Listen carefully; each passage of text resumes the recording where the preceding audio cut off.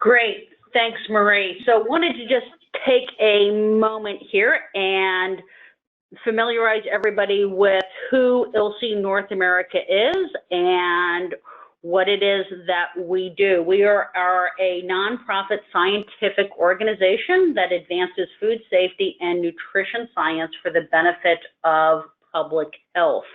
We do this by bringing together scientists and experts from government, academia, and industry to work cooperatively on big emerging areas, including topics like gut microbiome, diet, and health. ILSI North America does not lobby, and we do not develop policy positions. Rather, we are deeply vested in our core values around collaboration, transparency, public benefit, and scientific integrity. To that end, I want to highlight on the right-hand side of our screen that last year, at the end of last year, we were able to earn the Platinum Seal of Transparency from GuideStar. ILSI North America was able to earn this because we were able to not only demonstrate our nonprofit commitment to the betterment of public health, but provide metrics and demonstrate progress on how we were accomplishing our goals and our ambitions of providing science that helps inform confident decisions by all sectors. So with that, before I turn it over to Marie and to our esteemed presenter, I want to thank all of you for taking time out of your schedules. I want to thank ASN for their support on this. I want to highlight that you can reach out to either myself, Gwendolyn Jones, or to Marie at the emails listed. And of course, encourage you to visit our webpage at ilsina.org and follow us at Twitter and on LinkedIn. With that, Marie. Thanks, Gwendolyn. And with that, I'd like to introduce our presenter today, Dr. Alfonso Benitez-Paez. Dr. Benitez-Paez is currently a researcher on microbial genomics in the Microbial Ecology, Nutrition, and Health Research Unit of the Institute of Agrochemistry and Food Technology, and that is part of the Spanish National Research Council. And he's been in this position since 2014. In 2010, he received his PhD in molecular biology, and from 2014 to 18, he was a member of the EU project My New Gut, which many of you have probably heard of. Dr. Benitez-Paez is also an associate editor of Frontiers in Nutrition, specifically the nutrition and microbes topic area. We greatly appreciate his taking the time to share his insights today, and with that, I will turn the platform over to you, Dr. Benitez-Paez. Hi, everybody. Thank you, Mary, for introduction. Thank you for the invitation to be in this virtual space free of coronavirus. So to talk all to you about the health fix about diet microbiota health interactions. This is briefly the agenda description for this webinar today. We will review briefly concepts and definitions about gut microbiota and the influence of diet in this particular component of our human body. We also review early microbiota studies, really short, and the methodological basis of the study of human microbiota. We also review the most important aspects and facts retrieved and disclosed by population level studies. We also review the current association between the gut microbiota and different human diseases. And the number 5, we're going to present the different strategies based on diet for modulation of gut microbiota. Finally, we'll discuss briefly and review the trends and future direction of this research field. As I mentioned, Just briefly definition, and just to highlight that microbiota is a common concept to describe all the microorganisms inhabiting a particular ecological niche, for example, human body. This implies the bacteria, archaea, protists, fungi, and viruses, different microorganisms living like commensal parasites or pathogens in a particular ecological niche. Please don't call it flora because it's completely obsolete and deprecated terminology. Not even microflora, it's completely gone. So we have to mention as a microbiota. Concepts. Probably most of you know microbiota concepts. You are related with different methodology to study microbiome from the transcriptomic point of view, proteomic, the pangenome. Also, probably you are familiar, but I want to just to focus in this particular terminology, this biosis that you probably find regularly in many scientific articles. The problem with this terminology is completely ambiguous. There is no consensus definition for this biosis. So this is grown to refer from my point of view, it's grown to refer this biosis in a just ambiguous manner, because just to compare two study groups and to declare that one of them has a dysbiosis, just to compare with some different with another control or another interventional group is completely unacceptable. So please avoid to use this ambiguous terminology. About this three, also briefly, because I want to focus in another more important issues. Just if you want to review briefly the history in the human microbiome research, please visit this important link in the Nature journal that published the last year, summarizing the main milestones in this field research. So you can see very attractive issues and wholly the full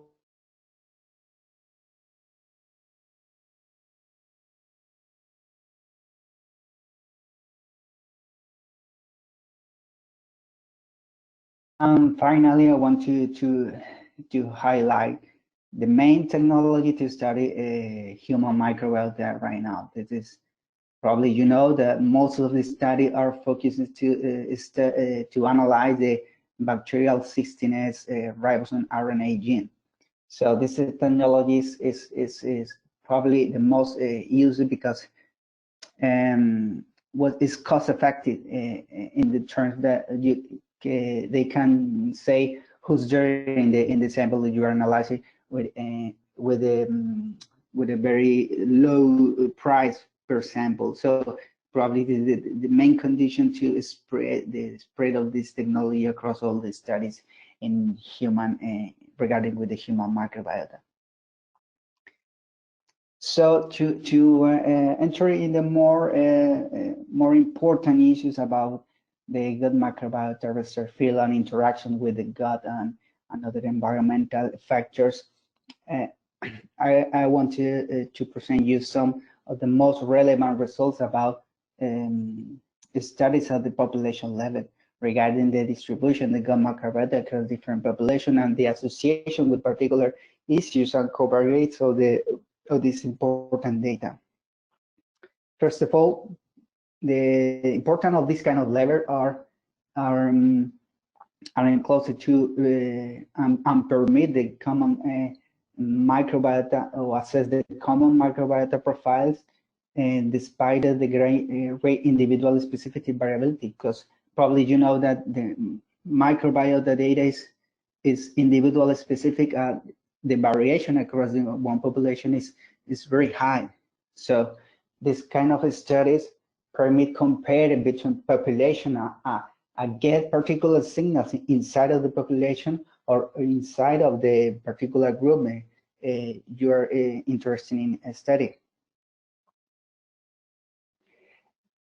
Obviously, most of the study, this level comprise the assessment, particularly in gut microbiota, because it's the most extensive type of microbiota analysis right now. also permit to determine the influence of different factors, not only human genetics, but also the environmental factors that are the more strong influence on this kind of data. We also, this kind of analysis or approach also permit correlation of particular dietary patterns with the gut microbiota structures. Essentially, just for an example, the dietary fiber is one of the major dietary components or macronutrients used to modulate right now the gut microbiota, because the links between the capacity of fermentation by the gut microbiota, complex polysaccharides, oligosaccharides present in the human diet. And also compare across population the difference between the countries according to the dietary patterns of different anthropometric or genetic background. One of the major results of this kind of description at population level or including large cohort analysis is the complete description of all microbes inhabiting the human body. No matter the tissue, the cavity that we are analyzing, almost all the microbes inhabiting in our body are already described at different levels, not necessarily at the species level, but we have already reliable information regarding the main genus, families, and phylum inhabiting any particular tissue cavity of the human body. For example, the oral microbiome is completely known. Almost all the species present and associated with particular diseases such as cavities, caries, periodontal diseases are completely known. The gut microbiome is probably the most known ecological niche associated with the human body. We know that the diversity in this particular cavity is huge in comparison with another human tissues. So the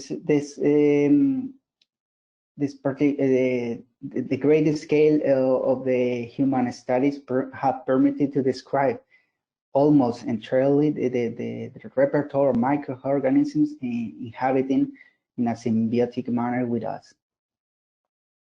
In such a manner, important human microbiome consortia, also including the European and the North American consortium, that are the two most important around the world, have made important attempts to compile all this information recovered for large cohort and population level studies, just to summarize, or just to understand, and just to have a clear magnitude of the diversity in our body regarding the microbiome composition. At this issue, the last initiative was the International Gene Catalog, published in 2010, I think. Yeah, 2014. We have the reference. And this international catalog compiles almost 10 million different genes described to be present in the human body and associated with the microbiome. So the presence of this kind of different features is huge, tons, several folds more than the information encoded in our own genome. And what about the functions encoded in this metagenome associated with the human? So probably additional to the conventional central metabolism features that have to be encoded in this kind of genetic information, it's important to highlight that almost 10% of the gene functions encoded in this complex genome, this complex structure, the microbiome, is reserved to carbohydrate metabolism and transport. So this highlights the the importance of this particular metabolic function in the microbiome inhabiting in our body, because this is the main carbon source that they obtain for the maintenance, reproduction, and growth. Another important fact from the last study, a large cohort study across the world, is that the biodiversity associated with the gut microbiota in this particular case seems to be unlimited. All the years we have reviewers on new papers summarizing the comparing different cohorts across the world regarding particular diseases or even in the healthy population. And the last year in publishing in Cell was the largest analysis of the metagenomes across the world. We're talking about the more than almost 10,000 metagenomes analyzed across different populations of the world, and they were able to reconstruct almost 5,000 microbiome genomes at the spatial level. So, and the biodiversity at this level seems to be unlimited, because the more metagenomes you analyze, the more diversity you get. So it seems that one of the facts of the microbiota associated with human is the unlimited biodiversity. And in future studies, probably if you include 20,000, for example, right now the 1 million metagenome project that is ongoing here in Europe and in several countries across the world will define a lot of biodiversity and described previously.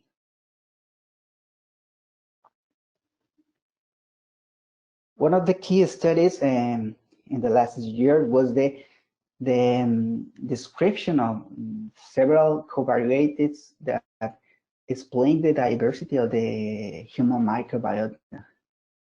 In the first years, we were aware, in the first year of the investigation, we were aware that the microbiota associated with human has different factors that strongly influence the structure of the community itself. But in this publication delivered in 2016, a new covariates were described in order to better understand the factors, essentially the environmental factors associated with the human microbiota. So from this point on, some of the important covariates associated with the human microbiota, and particularly with the gut microbiota, such as BMI and diet and age and the gender, has to be well controlled in the microbiota assessment in order to provide accurate comparison between groups, avoiding the influencing on confounding factors.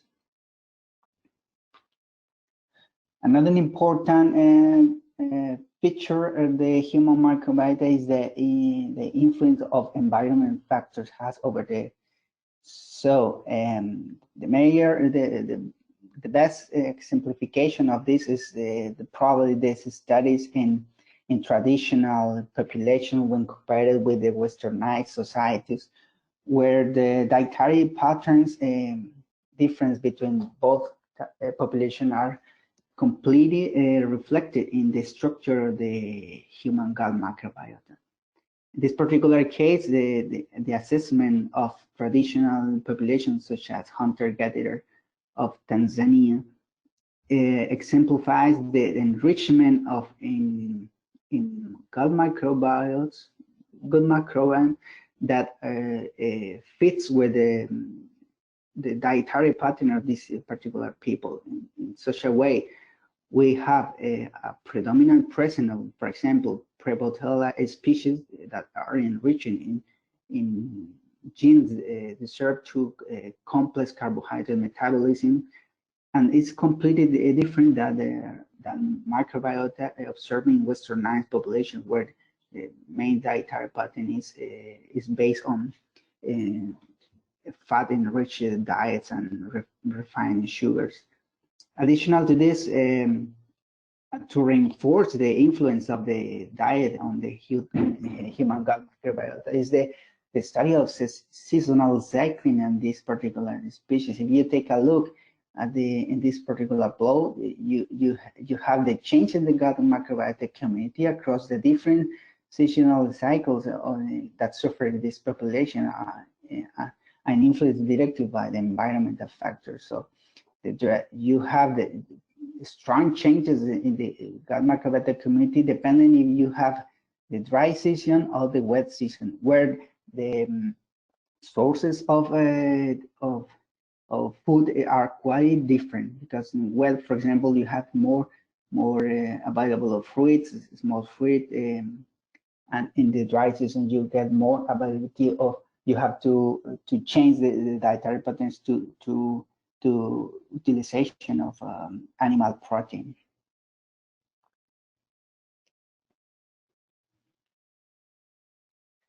Another important aspect assessed in the last year and regarding the human microbiota is the transmission, the vertical transmission of the human microbiota between mothers, a child, and offspring. So the studies are using very large cohort and across the population have determined that the mother microbiota is vertically transmitted to the offspring and serves as a seed for development of the gut microbiota, and not only the gut microbiota, but also the oral microbiota and the skin microbiota in the offspring. And you have a particular assessment regarding obesity in metagenomics that is able to distinguish at the species and the strain level, have provided important results at this result, because mother and children have pretty much the same strains present in the gut and in the skin. So this is a proof in favor of the vertical transmission between mothers and children. And depending on the species transmitted in this couple of individual, obviously, the development of the microbiota in the children will be strongly influenced by different factors associated with the mother health. So it's not strange to have association between the diseases in the offspring, to take a look for diseases in the offspring associated with different mother factors.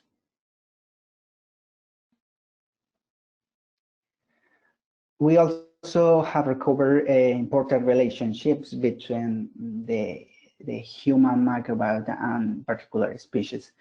And probably the most studied are those diet-related diseases that have unexplained etiology. One of these is obviously obesity, and this is my particular research of investigation. And the very early analysis of the gut microbiota in obesity have retrieved very important results in the way that the obese people seems to have a very low diversity regarding with lean people, so with controls. And this diversity in terms of species and genes present in the gut microbiome particularly has a particular meaning in the conception of the relationship between species in the gut and the interaction with the host. Because as you probably know, the gut microbiota is able to provide effector molecules for the colonocytes, such as short-chain fatty acids. The main of that is the butyrate, but also propionate and lactate. And particular species such as bifidobacterium, Akkermansia play a very important role to maintain the gut barrier homeostasis. In the obese people, all these mechanisms supporting the gut health are completely impaired, and new potential pathogenic bacteria are present in the gut microbiota of these people, altering the equilibrium of all the species present and allowing the development of different harmful conditions such as inflammation by LPS and something like that.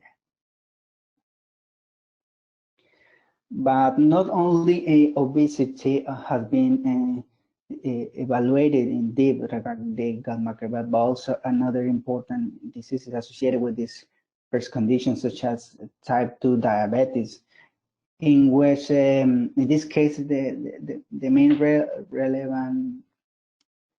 relevant issue was detection of the impact of the drug for type 2 diabetes in the gut microbiota itself.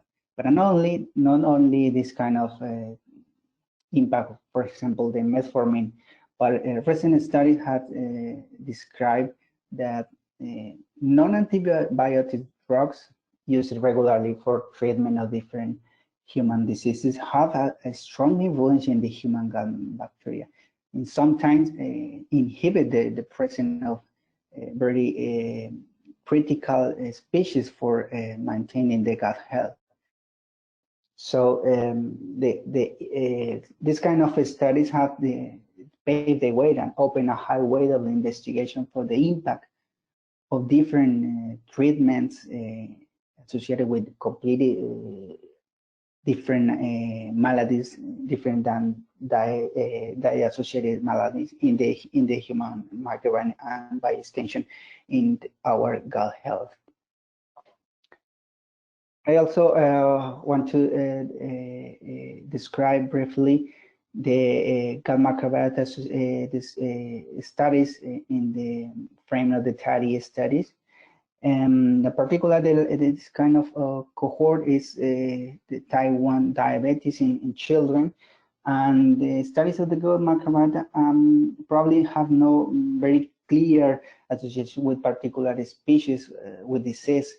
But at the functional point of view, this consortium have shown very interesting results regarding the composition of the microbiome and the functional level. And they are highlight that the children with developing this disease has low gene reserves to short-chain fatty acid biosynthesis.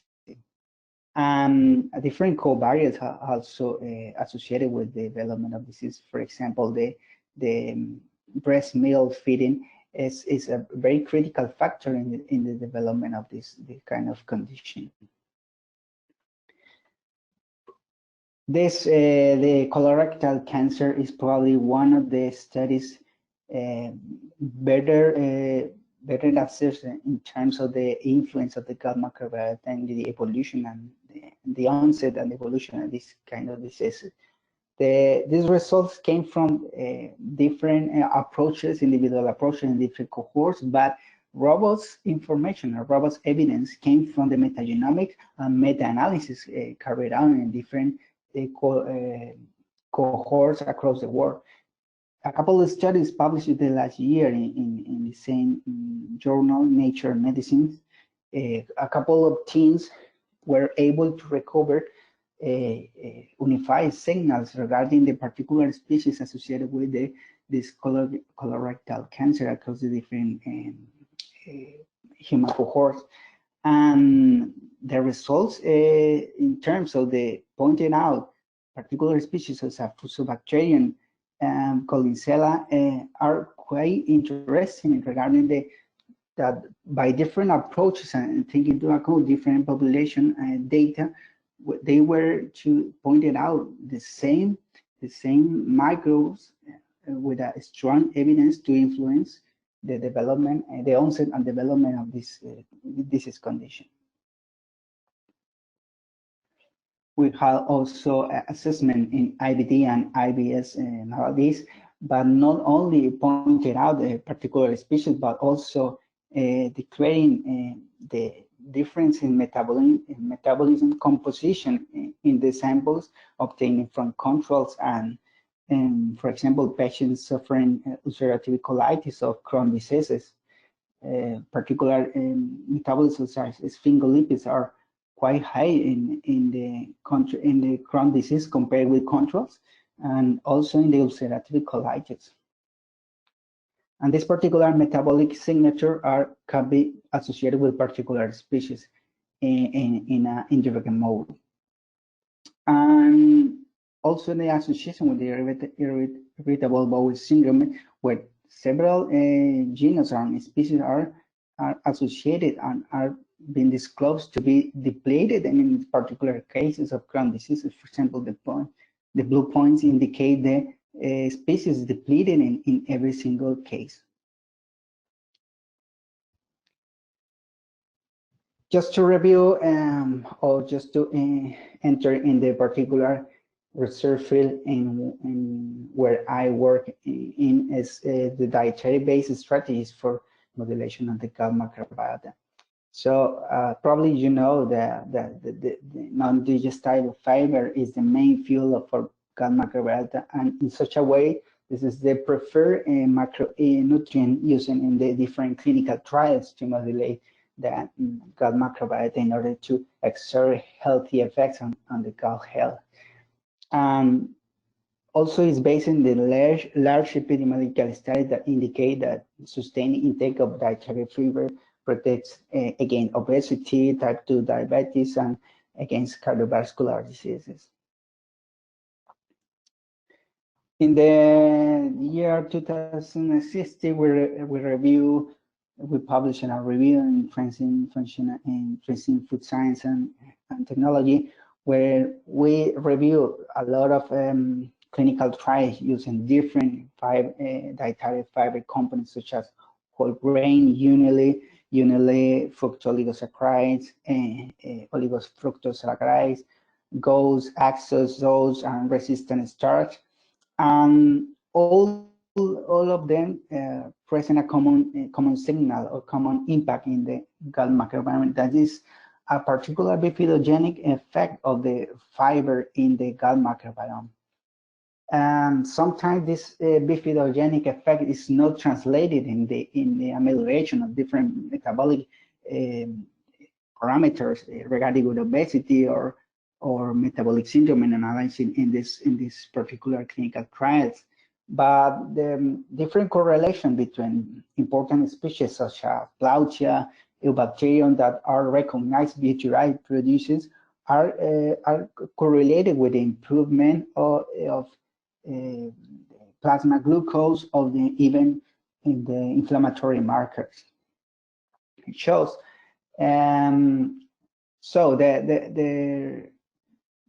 although the beneficial effects of fiber are not directly observed in many times in the different metabolic parameters, the influence of fiber in the gut microbiota through the bifidogenic effect, indirectly the bifidogenic boost in the gut can influence another species that are quite associated with the metabolic health in humans, such as Fecal bacterium prosnesi and the other species of Eubacterium, through cross-feeding mechanisms.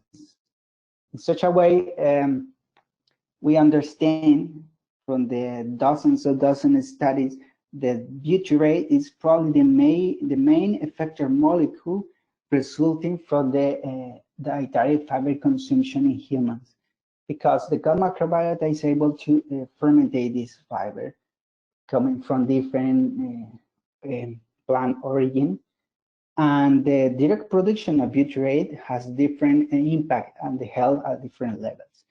First one, the presence of butyrate in the intestinal lumen produces a PhD decay in the lumen, so avoiding the expansion and growth of potential pathogenic bacteria and reducing the LPS containing bacteria that can translocate it to the epithelium and producing inflammation. In other levels, the activation of particular receptors in the epithelium cells at the colon are able to produce endocrine molecules regulating satiety and energy expenditure. But not only this kind of function are important at the brain function level, but also to control the insulin sensitivity in the pancreas, the lipid synthesis in the liver, and to control the immune response in this particular case, and also to control the beta oxidation and fat storage in the adipose tissue. So as you can see, the consumption of dietary fiber have many many possibilities to at the point to control different mechanisms to maintain the gut health, not only the gut health but at the health at systemic level. I just want to mention briefly results that some clinical trials that we have performed in latest years. So one of them was the crossover intervention, taking into account the AXUS and PUFA interventions by administration of these compounds during 4 weeks in separated population. We also were able to observe a very strong influence of AXUS in the gut microbiota community because the shifts in this kind of a structure, and particularly caused because the influence of AXUS on the bifidobacteria that were the major responder of the AXUS consumption, but not only bifidobacteria, but also Blautia and another important bacteria producing able to produce butyrated, such as Rhinococcus and Eubacterium halal, and different species of Blautia, also Fecalibacterium prosonesi, that are species regularly associated with healthy status. We didn't see any impact of PUFA in the gut microbiota, probably because the short-term interaction with the microbes. But in another randomized trial performed by other authors and exposure the gut microbiota to long-term intake of PUFA, they were able to observe similar changes to that observed in our study with AXUS.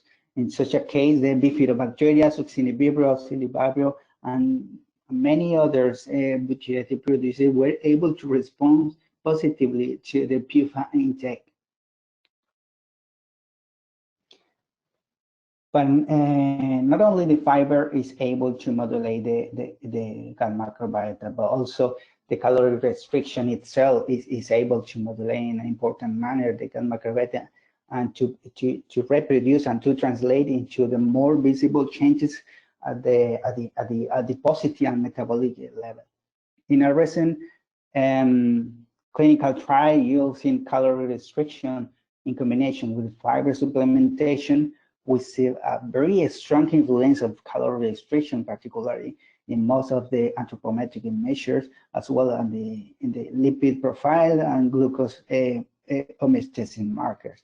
But and particularly the interaction between calorie restriction and fiber was observed in the control of blood pressure, because both markers of systolic blood pressure and diastolic blood pressure were improving only when the presence of calorie restriction and fiber.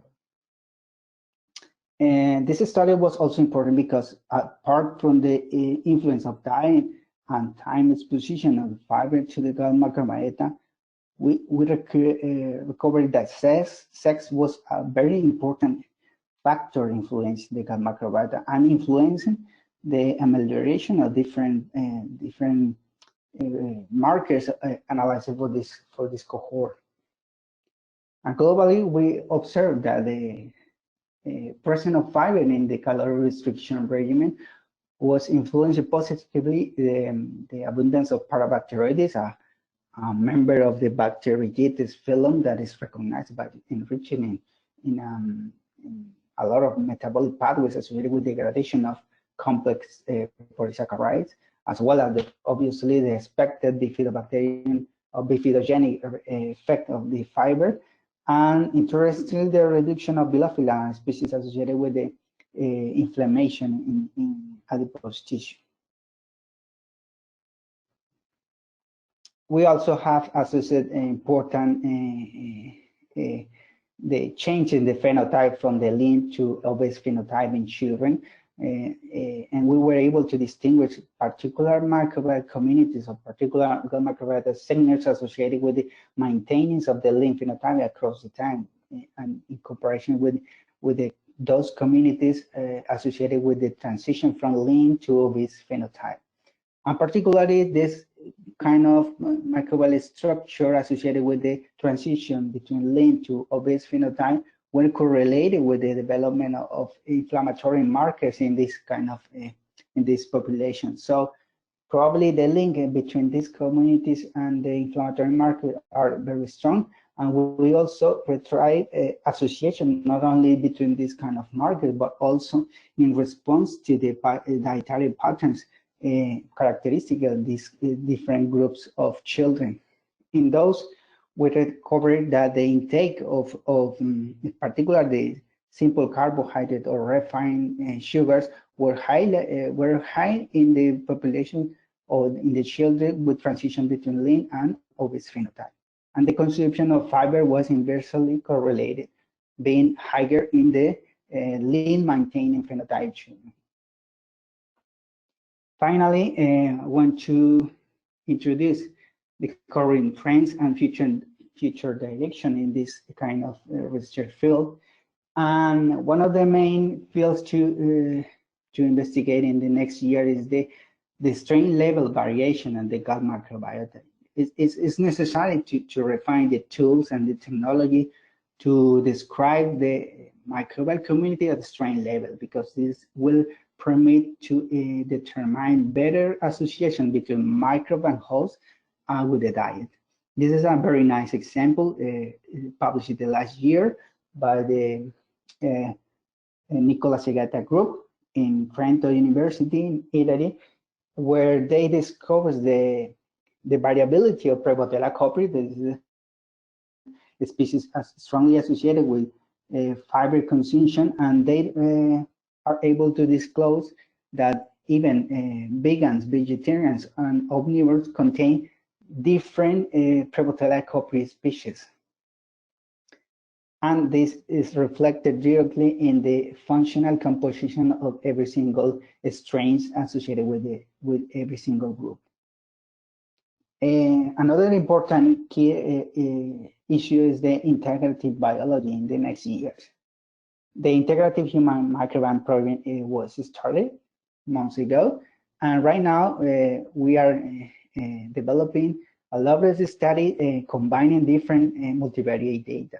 And this in such a way, the studies in the next month or next years or next month even will combine very complex information, not only regarding microbiome assessment, microbiome surveys, but also information regarding proteome, metabolome, lipidomics, clinical data, epigenomics, and all this kind of information has to be compiled in a very comprehensive manner to disclose very most robust interaction between microbiome and diet and host.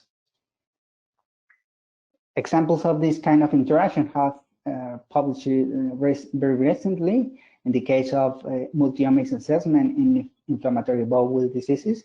Take a look for all different data integrated in this study, and the results are quite exciting in such a way that not only taxonomy of particular microbial species are associated with disease, but also bile acids and transcription factors could be get insights into development, onset and development of this disease.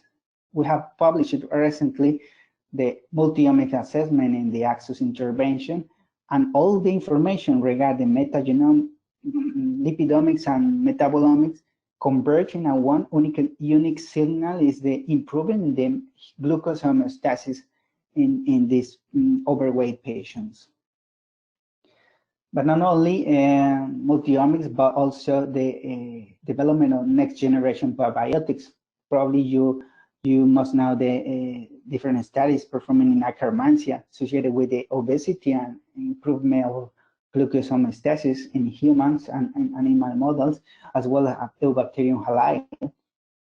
In our laboratory, we are developing different next generation probiotics that are distinguished because they are not the classical lactobacterial acid regularly used, such as lactobacillus and bifidobacteria, but are different and correspond with the most abundant species present in the human gut microbiome. We have performed assessment to provide the glycolytic versatility of this kind of bacteria with very interesting results regarding Bacteroides uniformis. We have provided safety assessment using this particular strain, demonstrating that it's safe to be used in future human clinical trials. And interestingly, these results in animal models describes potential metabolic interaction with another important species associated with the human health, for example, Christensenella and Akkermansia species. And just to highlight, fecal microbiota transplantation, classically used for treatment of Clostridium difficile infection, but also right now there are current trends of using this kind of therapy to treat ulcerative colitis and other IBD conditions. Just to close, concluding remarks, just to mention briefly, the microbial diversity inhabiting the human body seems to be limited because the more metagenome and the more analysis you perform, the more diversity you find. And the causation in human microbiota for most diseases is explored, is not constantly supported. So more mechanistic functional analysis required to provide a direct role of human microbiota in different diseases. And diet and lifestyle are the major drivers of gut microbiota shape, but this kind of interaction between bacteria, the diet and the bacteria can mask another kind of interaction, another interesting interaction between different species of the bacteria because of cross-feeding. And regarding the results of the next probiotic generation, are dead or attenuated probiotics only necessary to exert metabolic change? We have to study more in a more mechanistic way if all these kind of issues have immunology behind of this kind of dysfunction. And also regarding the next generation probiotic, health claims of single probiotics need roads evidence to be approved for human consumption. In this such a way, we had to expand the QPS status for a broad number of human symbionts, not only for lactobacillus and bifidobacteria. And microbiome database results, lack of experimental evidence supporting functional prediction. And this kind of analysis of studies are the immediate objectives for the next decade. That's all. Thanks for your attention. I'm happy to answer your questions.